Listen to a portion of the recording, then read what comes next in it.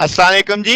आज का लेक्चर हमारे पास ऑपरेशनल एम्पलीफायर इंटीग्रेटर के तौर पे हम देखने वाले हैं। इससे पहले हम समिंग एम्पलीफायर, देन सब्ट्रैक्टर और डिफरेंशिएटर के तौर पे देख चुके हैं।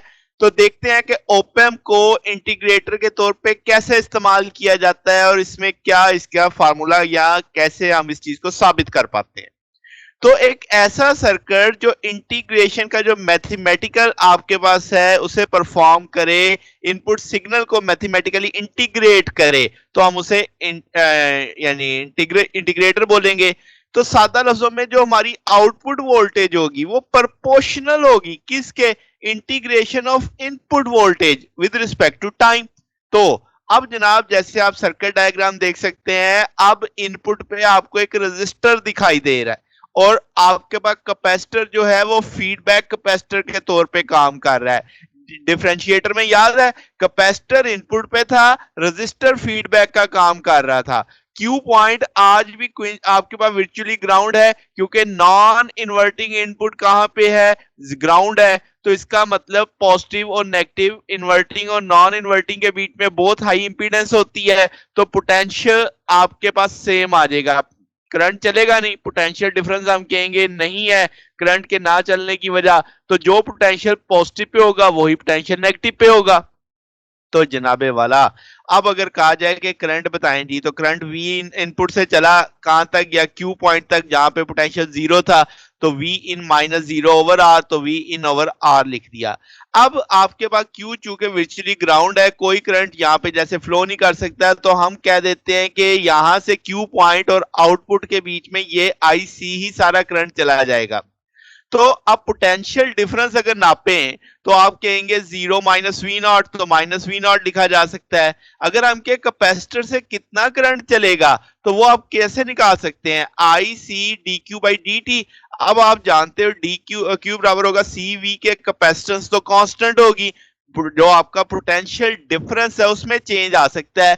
तो Q की जगह मैंने C बाहर डाल दिया और यहाँ पे माइनस में आ रहा था तो मैंने इसके साथ माइनस वी नॉट लिख दिया। क्यों? मुझे पता है कैपेसिटर के क्रॉस में जो पोटेंशियल है वो माइनस वी नॉट है, तो इस फार्मूले में मैंने V की जगह माइनस वी नॉट लगाया। माइनस बाहर आ जाएगा, सी बाहर आ जाएगा, डीवी ओवर डी आ जाएगा। अब इक्वेशन 2 भी करंट है, इक्वेशन 1 भी करंट है। हम जानते हैं कि यही सारा करंट जो यहां से चला था यही कैपेसिटर करंट बना है। नेगेटिव साइन ये समझा रहा है कि भाई जो आपने करंट की डायरेक्शन समझी है वो उसके उलट होगी।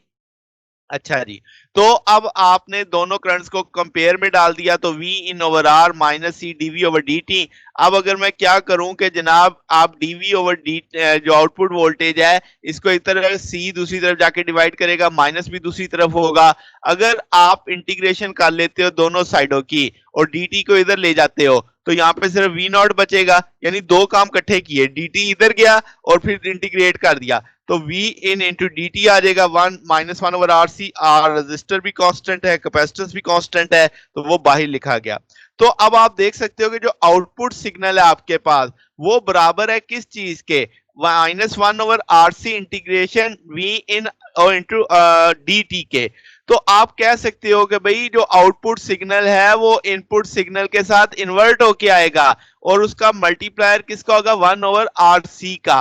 अच्छा, अगर वोल्टेज फिक्स होती जो इनपुट के ऊपर है तो अब आपके पास जो आउटपुट वोल्टेज है ओवर द पीरियड वो क्या होती जनाब? ग्रो करती, यानी एक रैंप वोल्टेज आ जाती है आपके पास। तो जनाब तो हम कह सकते हैं कि आउटपुट रैंप वोल्टेज यानी फॉर फिक्स्ड इनपुट वोल्टेज एक अपोजिट पोलैरिटी वाली होती है। नेगेटिव साइन क्या शो करेगा? अपोजिट पोलैरिटी के, और वो किससे मल्टीप्लाई फैक्टर होगी? वन ओवर आर सी के। तो आप जैसे ये यहाँ पे रैंप वोल्टेज का आपके पास नाम आया तो यही इसकी सबसे बड़ी एक एप्लीकेशन है कि यानी आपके पास लीनियरली इंक्रीज या डिक्रीज कर रही होगी वोल्टेज, वो इनपुट के लिहाज से तय होगा। अगर इनपुट पे बढ़ रही है तो ये कम हो रही होगी, अगर कम हो रही है तो ये बढ़ रही होगी। नेगेटिव साइन ने उलट ही शो करवाना है यानी। तो ये बेसिक कंसेप्ट है हमारे पास कि भाई ऑपरेशनल एम्पलीफायर को इंटीग्रेटर के तौर पे जब इस्तेमाल करेंगे तो ये फार्मूला इस्तेमाल करेंगे। वी नॉट आउटपुट है minus one over R C integration V in into D T. तो जनाब अगर आपको इसमें कोई बात पूछनी हो, डाउट हो, तो नीचे कमेंट्स में पूछ सकते हैं। वीडियो अच्छी लगी हो तो वीडियो को लाइक कीजिएगा, दोस्तों के साथ शेयर कीजिएगा, चैनल को भी सब्सक्राइब कर दीजिएगा। अब तक के लिए इतना ही, बकिया इंशाल्लाह फिर नेक्स्ट देखेंगे। ओके, अल्लाह हाफिज।